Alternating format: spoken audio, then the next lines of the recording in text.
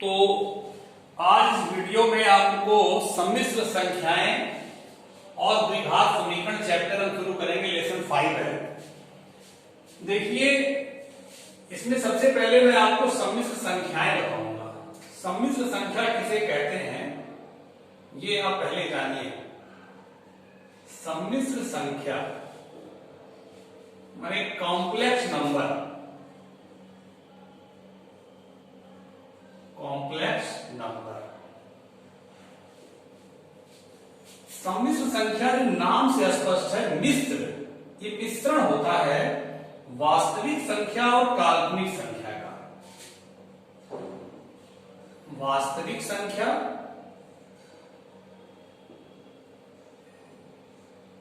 Real number बोलते हैं English में, और काल्पनिक संख्या। तो वास्तविक संख्या और काल्पनिक संख्या के मिश्रण को हम सम्मिश्र संख्या कहते हैं, इमेजिनरी नंबर।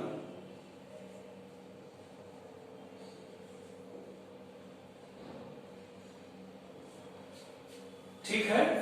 अब इसमें समझिए वास्तविक संख्या किसे कहते हैं। आपसे कोई पूछे रियल नंबर से क्या समझते हो, तो क्या बताएंगे? ध्यान से सुनिएगा।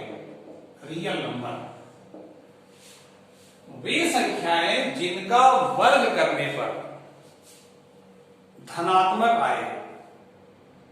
पूर्णांक की बात नहीं कर रहे हैं, चाहे दशमलव में हो, चाहे भिन्न में हो, चाहे कोई भी संख्या हो, अगर उसका वर्ग हम करें और धनात्मक आए तो वह संख्या वास्तविक संख्या है। जैसे देखिए, अभी 1 का वर्ग करिए तो 1 मिलेगा, धन 1 मिला ना। ऋण 1 का वर्ग करिए तब भी धन 1 मिलेगा। इसका मतलब ये 1 वास्तविक संख्या है, ये ऋण 1 भी वास्तविक संख्या है। 0.2 का वर्ग करिए तो आपको 0.04 मिलेगा। इसका मतलब ये 0.2 भी वास्तविक है। मतलब वास्तविक संख्या का वर्ग करने पर धनात्मक ही मिलता है। तो ऋण का वर्ग करेंगे तब भी धन मिलेगा। इसका मतलब ऋणात्मक संख्या भी वास्तविक संख्या है, दशमलव की संख्या भी वास्तविक संख्या है। अभी 1/2 का वर्ग करिए तो भी तो आपको धन ही मिलेगा। अब या ऋण 1/2 का वर्ग करिए तो भी आपको धन ही मिलेगा। अगर आप करड़ी में 2 का वर्ग करिए तब भी आपको धन मिलेगा। अभी आप करड़ी में ऋण करड़ी में 2 का वर्ग करिए, ऋण का वर्ग धन होता है, और करड़ी में 2 का वर्ग 2 तब भी धन मिला। इसका मतलब ये जितनी संख्याएं मैं दे रहा हूं, 1, ऋण 1, 0.2, 1/2, ऋण 1/2, करड़ी में 2, ऋण करड़ी में 2, ये सारी संख्याएं, ये सभी संख्याएं वास्तविक हैं। वास्तविक संख्या वे संख्याएं होती हैं जिनका स्क्वायर करने पर धनात्मक राशि प्राप्त हो। इसको आप नोट भी कर सकते हैं, हम बोल रहे हैं, इसको आप पास करके फिर दोबारा करके इसको नोट कर सकते हैं। परिभाषा, वे संख्याएं जिनका वर्ग करने पर धनात्मक राशि प्राप्त हो, कामा वास्तविक संख्याएं कहलाती हैं। जैसे भी आप ये सब एग्जांपल लिख सकते हैं। ठीक है, इसको नोट कर लीजिएगा, हेडिंग डालिएगा, जो मैं बोला हूं परिभाषा लिख लीजिएगा और ये एग्जांपल हो जाएगा। ठीक है, तो रियल नंबर आप समझ गए। अब समझिए काल्पनिक संख्या क्या होती है। तो रियल नंबर मैंने पहले भी आपको बताया था कभी कि वास्तविक संख्याएं जो होती है ना, वास्तविक संख्याएं में सभी प्रकार की संख्याएं आती हैं। पूर्णांक, अपूर्णांक, परिमेय, अपरिमेय, जितनी संख्या होती सब वास्तविक है। जो वास्तव में है, जिसका वास्तव में मापन किया जा सकता है, वो सारी संख्याएं वास्तविक हैं। ठीक है। अब काल्पनिक संख्याओं के बारे में विस्तार से समझना है, आपको यही नया मिलेगा। काल्पनिक संख्याएं, ये सब आप हेडिंग डाल के अच्छे से नोट करिएगा। इसको लिखवा दे रहे हैं, वो तो बोल के लिखवा दिए, उसको लिख लीजिएगा सुन करके। वे संख्याएं जिनका वर्ग करने पर ऋणात्मक राशि प्राप्त ऋणात्मक राशि प्राप्त हो,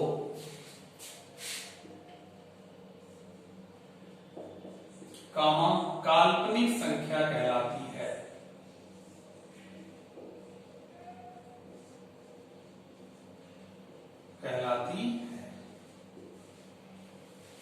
अब देखिए वे संख्याएं जिनका वर्ग करने पर ऋणात्मक प्राप्त हो, देखिए जैसे करड़ी में ऋण 1, अब इसका वर्ग करिए तो ऋण 1 आएगा, इसका मतलब ये काल्पनिक संख्या है। करड़ी में ऋण 2, करड़ी में ऋण 3, बस यही समझ लीजिए करड़ी के अंदर ऋणात्मक आ गया तो वो कैसी संख्या है, काल्पनिक है। चाहे करड़ी में ऋण 1 हो, करड़ी में ऋण 2 हो, अंडर रूट -3 हो, अंडर रूट -4 हो, अंडर रूट -1/2 हो, कुछ भी हो, अगर अंडर रूट के अंदर माइनस है तो वो काल्पनिक संख्या है। और काल्पनिक संख्या का कोई मान नहीं होता है, क्योंकि ऋणात्मक का कभी वर्गमूल नहीं निकलता है, आज तक नहीं निकल पाया, कोई नहीं निकाल सकता है। इसलिए ये काल्पनिक संख्या है, कल्पना की संख्या है, वास्तविक संख्या नहीं है। वास्तव में इसका मान होता ही नहीं है। तो ये केवल एक प्रकार की संख्या है, करड़ी के अंदर ऋण 1 हो, चाहे ऋण 2 हो, चाहे कितना भी हो, भिन्न में हो, दशमलव में हो, है ना, ये सब कैसी संख्याएं हैं, काल्पनिक संख्याएं हैं। तो अब काल्पनिक संख्या के विषय में थोड़ा विस्तार समझिए, इसको नोट कर लीजिएगा अच्छे से, मिटा है। अब काल्पनिक संख्या के विषय में आपको जानना है।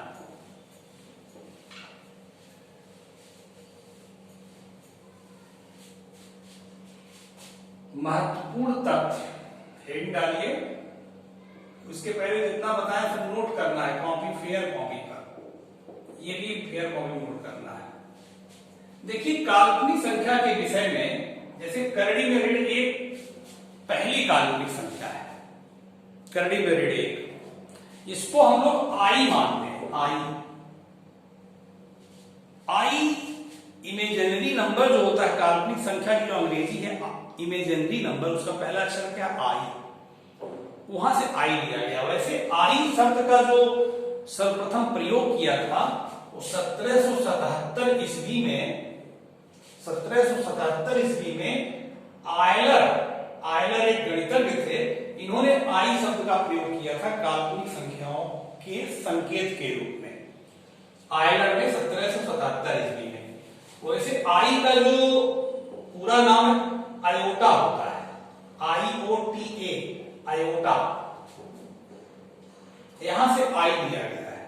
तो आई क्या चीज है, आई माने करड़ी में ऋण 1, करड़ी में ऋण 1 का संकेत है आई, समझ गए, ये सब नोट कर सकते हैं आप किनारे। तो ये पहला है आपका, करड़ी में ऋण 1 को आई कहते हैं, ठीक है। अब दोनों पक्षों का वर्ग करिए, अभी आप आई का वर्ग करेंगे तो आई वर्ग हो जाएगा, और इसका वर्ग करेंगे तो करड़ी हट जाएगी ऋण 1, इसका मतलब आई स्क्वायर इक्वल टू -1 मिला। आई क्या है, काल्पनिक संख्या है, आई काल्पनिक संख्या है, इमेजिनरी नंबर है, ये संकेत है आई।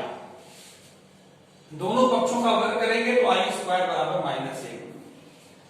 अभी फिर दोनों पक्षों का वर्ग करिए, यहां पर आई वर्ग का स्क्वायर करेंगे तो आई पर 4 हो जाएगा, और ऋण 1 का स्क्वायर करेंगे, ऋण 1 का स्क्वायर तो धन 1 हो जाएगा।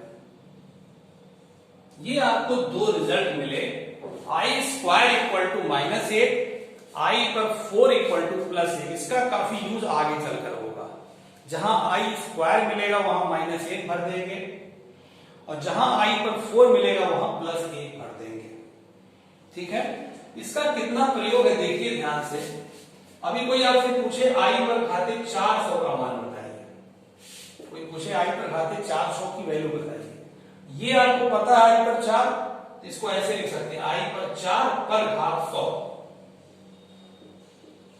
4 का गुणज बना लीजिए, क्योंकि आई पर 4 का मान 1 होता है, 1 पर 100, आई पर 4 की जगह क्या लिख दिए? 1 पर 100, 1 पर 100 मान 1, तो आई पर 400 का मान कितना आ गया? 1। ऐसे ही कितनी भी बड़ी घात का कोई मान पूछेगा, आप 4 का गुणज बनाकर आराम से उसका मान बता सकते हैं। ठीक है। अब इसमें देखिए दूसरी बात का सम्मिश्र संख्या का जो मानक रूप लिखते हैं हम लोग, सम्मिश्र संख्या का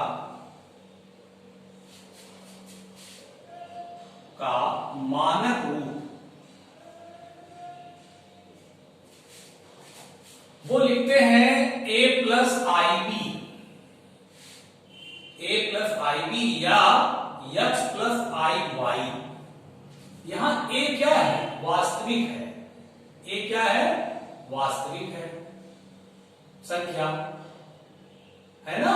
और आई बी क्या है? काल्पनिक संख्या है। आई बी काल्पनिक संख्या है, मतलब आई तो काल्पनिक संख्या है और बी वास्तविक है। काल्पनिक का जब किसी वास्तविक में गुणा होता है तो पूरा काल्पनिक बन जाता है। पूरा क्या बन जाता है? काल्पनिक। आई काल्पनिक तो आप पहले से जान रहे हैं, यहां से देखिए, तो आई काल्पनिक है, बी वास्तविक है, तो काल्पनिक का वास्तविक में जब गुणा होता है तो पूरी संख्या क्या बन जाती है? काल्पनिक। ये काल्पनिक हो गया, ये वास्तविक, तो वास्तविक धन काल्पनिक क्या हो गया? सम्मिश्र संख्या हो गया। तो a धन आई बी के रूप में लिखिए या x प्लस आई वाई के रूप में लिखिए, और इसको हम लोग z से निरूपित करते हैं। इसे z से व्यक्त करते हैं, z से व्यक्त करते हैं। मतलब z बराबर लिख सकते हैं a plus i b, z बराबर लिख सकते हैं x plus i y. I y क्या है? काल्पनिक है। आई बी क्या है? काल्पनिक है। ए क्या है? वास्तविक है। यक्स क्या है? वास्तविक है। ठीक है। और देखिए अब थर्ड इसका, ये बहुत इंपॉर्टेंट है, इसका यूज होगा, इसको ध्यान रखिएगा, इसको नोट कर लीजिए अच्छे से, पेयर।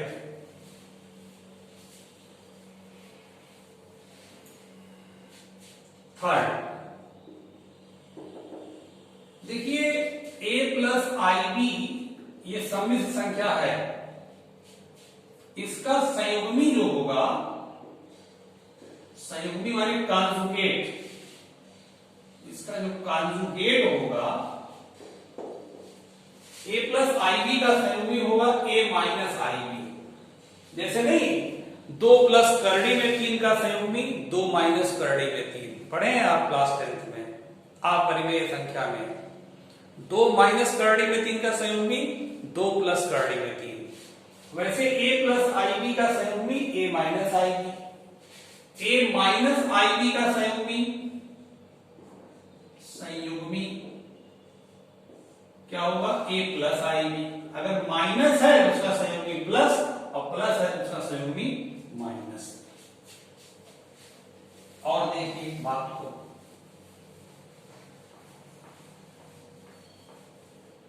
चौथा, जैसे a प्लस आई बी का गुणात्मक प्रतिलोम, गुणात्मक प्रतिलोम क्या होगा? 1/a plus i B. मतलब किसी भी सम्मिश्र संख्या का गुणात्मक प्रतिलोम पूछ रहे हैं तो 1 अपान कर देंगे वही संख्या। बात समझ गए? अगर ये माइनस में रहे, मान लीजिए माइनस में रहे, तो उसका गुणात्मक प्रतिलोम माइनस में हो जाएगा। चाहे प्लस रहे तो प्लस होगा, और माइनस रहे तो माइनस, लेकिन 1 अपान हो जाएगा। गुणात्मक प्रतिलोम में 1 अपान हो जाएगा। जेड का गुणात्मक प्रतिलोम 1 अपान जेड। गुणात्मक प्रतिलोम का अर्थ यही होता है कि दोनों का गुणा कराने पर 1 आ जाए। जैसे 3 का गुणात्मक प्रतिलोम 1/3। क्यों? क्योंकि 3 गुणे 1/3 करिए तो 1 मिलेगा। ठीक है, ये गुणात्मक प्रतिलोम आप समझ गए। अब चलिए हम लोग चलते हैं चैप्टर की तरफ।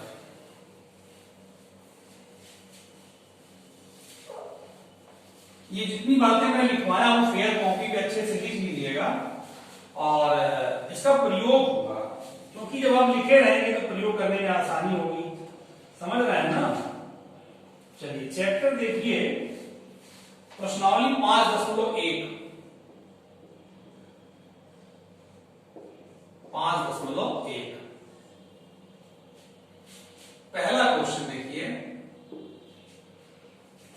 1 से 10 तक लिखा है, 1 से 10 तक की सम्मिश्र संख्याओं में प्रत्येक को a धन ib के रूप में व्यक्त कीजिए। 1 से 10 तक क्वेश्चन है, उनको a धन ib के रूप में लिखना है। पहला क्वेश्चन मैं ले रहा हूं, देखिए 5i ब्रैकेट में -3/5i, ये अब देखिए ध्यान से, इंटू है तो 5 तो कट जाएगा ना, -3 बचा और i इंटू आई स्क्वायर, और आप जानते हैं आई स्क्वायर का मान -1। नोट में मैंने लिखवाया आई स्क्वायर की वैल्यू -1, आई पर 4 की वैल्यू +1, तो ये माइनस माइनस का गुणा, यानी कि ये चूंकि आई स्क्वायर बराबर -1, तो ये हो गया माइनस माइनस गुणा +3 हो गया। हमको लिखना है a प्लस आईबी के रूप में, आया 3, तो कैसे a प्लस आईबी के रूप में लिखें? 3 को लिख सकते हैं 3 प्लस आई इंटू 0, क्योंकि i इंटू 0 0 हो जाएगा, 3 प्लस 0 3 ही रहेगा, तो ये a प्लस आईबी का रूप हो गया। यह है a प्लस आईबी का रूप है, जहां a बराबर कितना है 3, देखिए, और b बराबर कितना है 0, b बराबर 0। इस तरीके से आपका पहला क्वेश्चन लग गया। और देखिए दूसरा, देखिए इसको नोट कर लीजिएगा,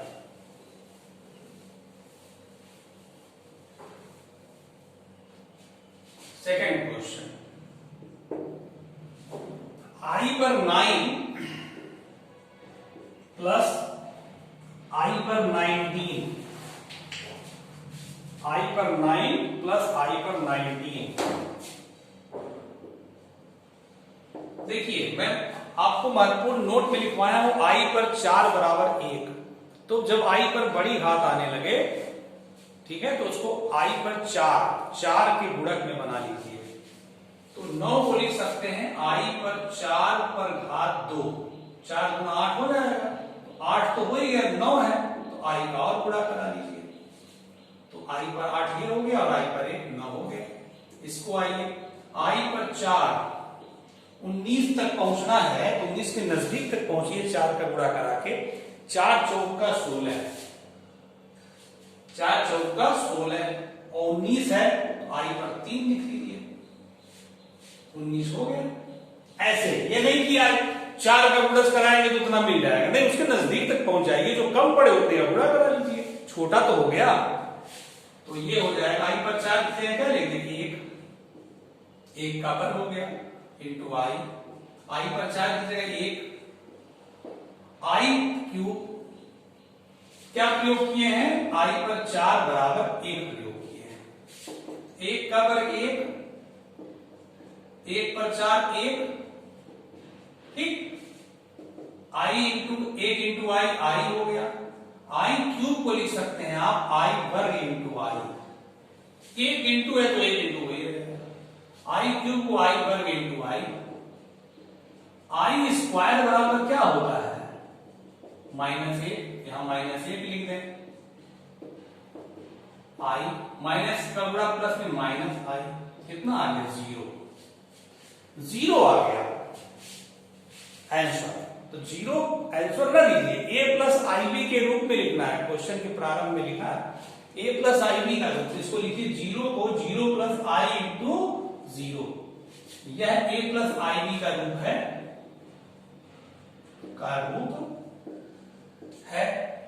जहां a बराबर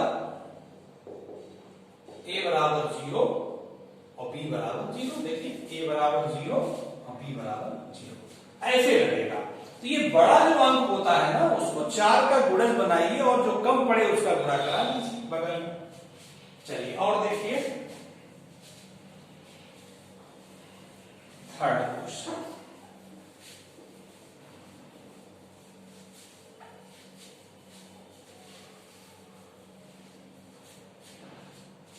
थर्ड आप कर लेंगे, वैसे बता दे रहा है, देखिए माइनस का है, आई पर -39। जब माइनस कर दे तो पहले इसको प्लस बना लीजिए, 1/i पर 39 हो गया। घात जब नीचे जाता है उसका चिन्ह बदल जाता है, प्लस हो गया, है कि नहीं। अब इसको 4 के गुणक में लाइए, 4 9 36, 4 9 36। अगर 4 दहाई 40 कर देंगे तो ज्यादा हो जाएगा, तो फिर आपको उल्टे में आई का गुणा करना पड़ेगा भाग में, तो कम ही रहिए, थोड़ा कम पड़े तो उसमें गुणा करा लीजिए। आई पर 4 पर घाते 9, 9 4 36 और 39 है ना, आई पर 3 का और गुणा हो गया।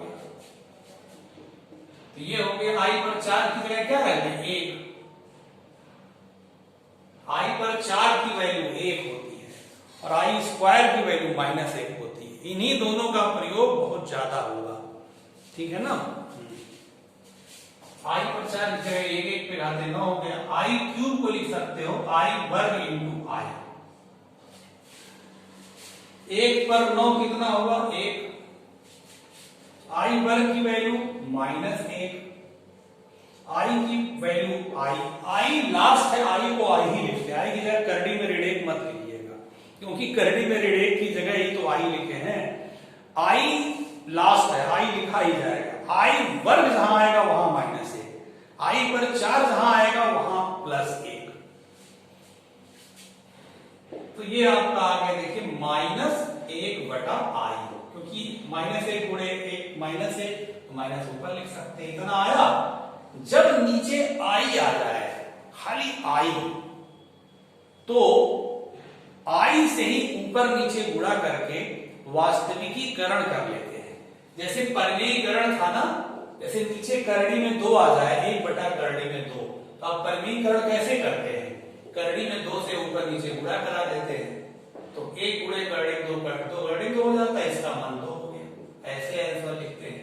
वैसे अगर आपका 1/i कहीं आ जाए, आई क्या है काल्पनिक है, तो वास्तविकीकरण करने के लिए क्या करेंगे, ऊपर नीचे आई से गुणा करेंगे, तो ये आई गुणे 1 आई हो जाएगा और नीचे आई स्क्वायर हो जाएगा, तो आई स्क्वायर के -1 रख देंगे, तो आपका ये हो गया -i, मतलब बटे से आई खत्म हो गया। जैसे यहां बटे से देखिए करड़ी खत्म हो गया, उसी प्रकार से यहां बटे में जो आई था वो खत्म हो गया -i।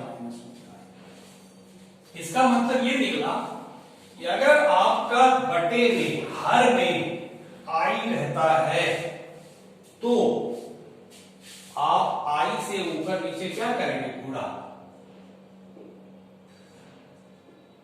आई से अंत और हर में गुणा, कितना हो गया -i, देखिए, और नीचे आई स्क्वायर। आई स्क्वायर की जगह क्या लेंगे -1, ये वैल्यू जानते ही आप, तो माइनस माइनस कट जाएगा, आई आ गया, i/1 माने आई को कैसे लिख सकते हैं, देखिए 0 + 1 × i, खाली i को a + ib का रूप कैसे लिख सकते हैं, 0 + 1 × i, यह आपका a + ib का रूप है, जहां a बराबर 0 देखिए और b बराबर 1। अरे भाई i का गुणांक b है और i का गुणांक 1 है, तो b बराबर 1 होगा कि नहीं, ये आपका आंसर हो गया। इस तरीके से एक सवाल और देखिए, चौथा, इसको नोट कर लीजिएगा।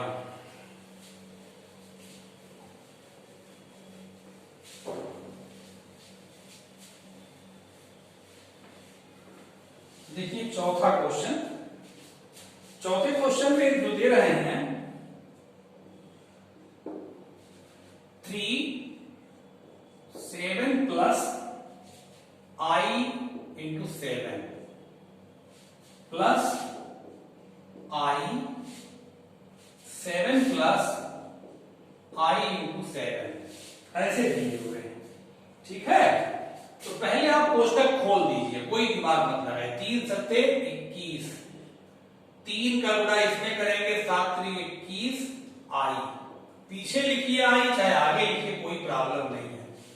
ये कोष्टक खुल गया, इसका कोष्टक खोलिए 7I, देखिए, और इसका गुणा कराएंगे 7I वर्ग हो जाएगा, 7I गुणे I वर्ग, 21 धन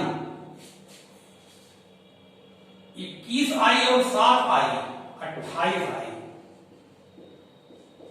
और ये I वर्ग के स्थान पे क्या लिख सकते हैं, -1, 21 धन 28I -7 हो जाएगा, -7। अब देखिए ये वास्तविक है, ये वास्तविक है, दोनों वास्तविक एक साथ घटेगा या जुड़ेगा, तो 21 में से 7 गया 14, और धन 28I, यह ए धन IT का रूप आ गया,